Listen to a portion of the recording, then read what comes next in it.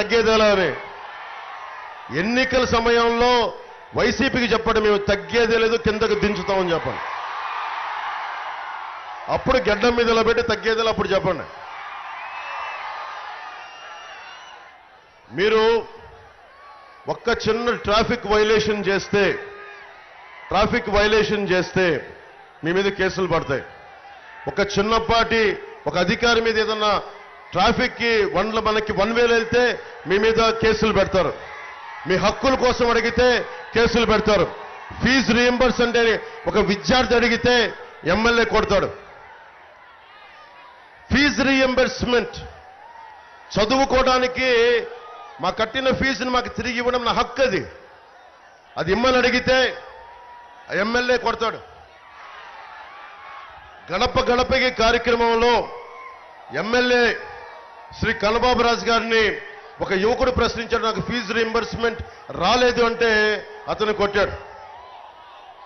Layout వేస్తే ఎవరు layout వేసుకోవాలన్నా భూములు మరి మనకి బిల్డింగ్ కట్టాలన్నా వైసీపీ వాళ్ళకి లంచాలు ఇవ్వాలి.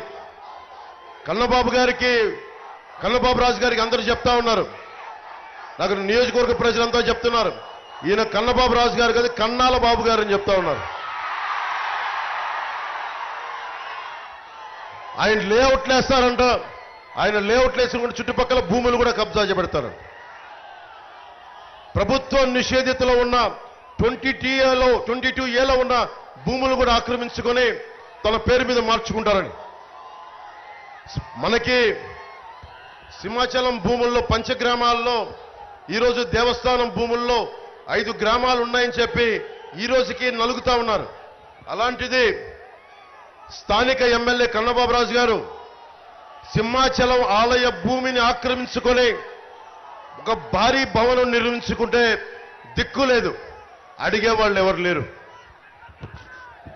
యువత గుర్తుపెట్టుకోండి, నేను హామీలు ఇవన్నీ ఇస్తా, అన్నిటికంటే కూడా అంబేద్కర్ గారు చెప్పింది మీకు గుర్తు చేస్తున్నాను. మేడే రోజున ఎంత బలమైన నాయకులున్నా కానీ, ఎన్ని చట్టాలున్నా కానీ, ఎంత గొప్ప రాజ్యాంగం ఉన్నా కానీ, పాలించేవాడు సరిగ్గా లేకపోతే వాడి బుద్ధి మన కన్నబాబు రాజు గారిలా ఉంటే ఎన్ని గొప్ప రాజ్యాంగం ఉన్నా మనకి న్యాయం జరగదు. నేనేం చేయగలుగుతున్నా, సుందరపు విజయ్ కుమార్ గారిని కూడా మన గాజు గ్లాస్ గుర్తు మీద జనసేన అభ్యర్థిగా నేను నియమిస్తున్నాను. ఇక్కడ ఆయన పోటీ చేస్తా ఉన్నారు. ఆయన తరపున నేను మీకు మాటిస్తున్నా, నేను బాధ్యతగా ఉంటాను, ఆయన్ని బాధ్యతగా ఉంచే బాధ్యత నాది. సీఎం రమేష్ గారు ఉన్నారు, ఆయన మన అనకాపల్లి ఎంపీ నుంచి పోటీ చేస్తా ఉన్నారు. ఆయన రేపు పొద్దున పార్లమెంట్లో మన గళ వినిపించాలి అంటే ఆయనకి నేను చెప్తున్నాను, ఆయన మాట్లాడేలా బాధ్యత నాది, నేను చేస్తా.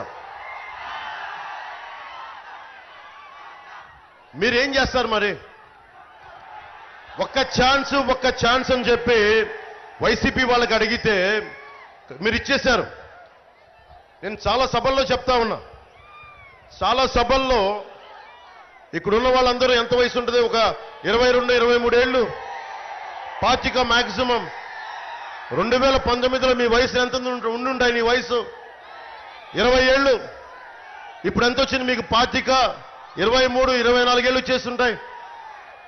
ఇంకొక 2029కి మీ అందరికీ 30 ఏళ్ళు చేస్తాయి. మీరు గుర్తుపెట్టుకోండి, ప్రతి ఓటు చాలా విలువైంది.